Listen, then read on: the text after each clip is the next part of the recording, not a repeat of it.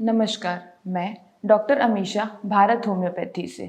पिछले वीडियोस में हमने बात की पैरालिसिस के बारे में, पैरालिसिस की एक्सरसाइज या पोजीशनिंग के बारे में। आज मैं आपको बताऊंगी कि अगर किसी पैरालिसिस के पेशेंट को इनिशियल स्टेज में जब सेंसेशन नहीं आता है या उसकी फिंगर्स मूव नहीं कर पाती हैं, तो हमें किन चीज़ों का ध्यान रखना है और कैसी एक्सरसाइजेस फॉलो करनी है। इनिशियल स्टेजेस में पेशेंट को सेंसेशन लॉस होता है और बहुत ज़्यादा स्पास्टिसिटी या रिजिडिटी होती है। तो ऐसे केसेस में हमें सबसे पहले पेशेंट की मूवमेंट को रिगेन कराने के लिए या उसको जो सेंसेशन है वो फील कराने के लिए मसल्स को स्टिमुलेट करना पड़ता है। और हमें ये जानना है कि जो मेन प्रॉब्लम है वो लिम्स में नहीं बल्कि ब्रेन में है, ताकि ब्रेन से मसल्स तक कमांड पहुंच सके। इसके लिए हमें पेशेंट को ब्रशिंग टेक्निक करानी है। कोई भी पेशेंट को हाथ में सेंसेशन नहीं है या पैरों में सेंसेशन नहीं है, तो हमें कोई भी ब्रश या पेन या कोई भी सॉफ्ट ऑब्जेक्ट लेके पेशेंट को नीचे से ऊपर तक फील कराना है। और ऐसा हमें दिन में 3 से 4 बार कराना है 15 to 20 टाइम्स की रेपिटेशन में, जिससे पेशेंट की जो मसल्स हैं वो स्टिमुलेट होंगी, ब्रेन में बार बार मेमोरी जाएगी। आप कोई भी एक्सरसाइज जितनी बार कराएंगे उतनी बार ब्रेन में मेमोरी आएगी। इसीलिए हमें ब्रशिंग टेक्निक का यूज़ करना है। पहले ऊपर से नीचे तक, अगर बहुत ज़्यादा स्पास्टिसिटी है तो हमें ऊपर से नीचे तक करना है। हम इसके अलावा टैपिंग भी कर सकते हैं एक्सरसाइज करते टाइम, या बीच बीच में पेशेंट की मसल्स की मूवमेंट के लिए हमें टैपिंग भी करनी है। अगर पेशेंट्स को बहुत ज़्यादा रिजिडिटी है रिस्ट में या फिंगर्स में, तो उनके लिए क्या क्या एक्सरसाइजेस हम कर सकते हैं मैं आज आपको बताऊंगी। सबसे पहले पेशेंट को जो है अपने हाथ स्ट्रेट करने हैं और हाथों की मूवमेंट करनी है।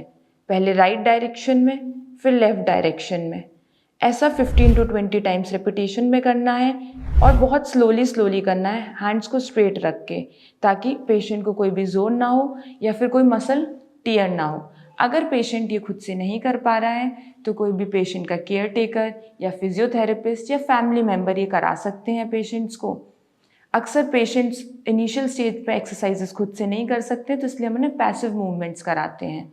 उसके बाद हमें क्या करना है, अगर पेशेंट की जो फिंगर्स हैं वो मूव नहीं हो रही हैं, उसमें प्रॉब्लम हो रही है, रिजिडिटी बहुत ज़्यादा है, तो पेशेंट की जो फिंगर्स हैं उसे हमें धीरे धीरे उसमें मूवमेंट करानी है। उसे ऊपर लेके जाना है, फिर नीचे लेके जाना है, फिर ऊपर लेके जाना है और फिर नीचे लेके जाना है।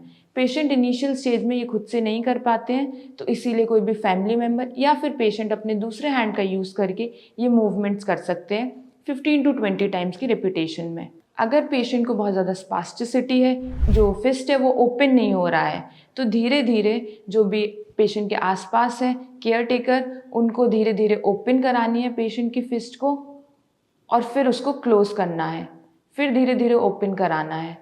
और बहुत ज़्यादा प्रेशर अप्लाई नहीं करना है, बिल्कुल स्लोली करना है। अगर एक्सरसाइज करते टाइम पेशेंट को कोई भी पेन ज़्यादा हो रहा है तो हमें वो एक्सरसाइज वहाँ पे रोक देनी है, या तो हम वो एक्सरसाइज कुछ गलत कर रहे हैं या फिर हमें दूसरी एक्सरसाइजेस को फॉलो करना है ऐसे केसेस में। उसके बाद अगर पेशेंट की हैंड की मूवमेंट्स नहीं हो रही है तो हमें पेशेंट का जो हैंड है वो स्ट्रेट रखना है टेबल पे, और उसके बाद उसकी मूवमेंट्स करानी है धीरे धीरे।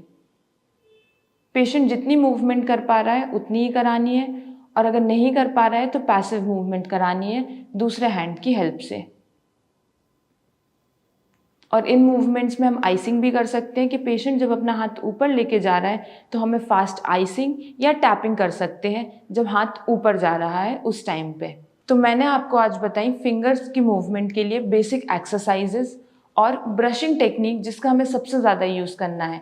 जहाँ भी पेशेंट को सेंसेशन नहीं है वहाँ हमें ब्रशिंग टेक्निक का यूज़ करना है, और पेशेंट की जो सेंसेशन है उसको वापस, जो लॉस हुई है उसको वापस लाना है।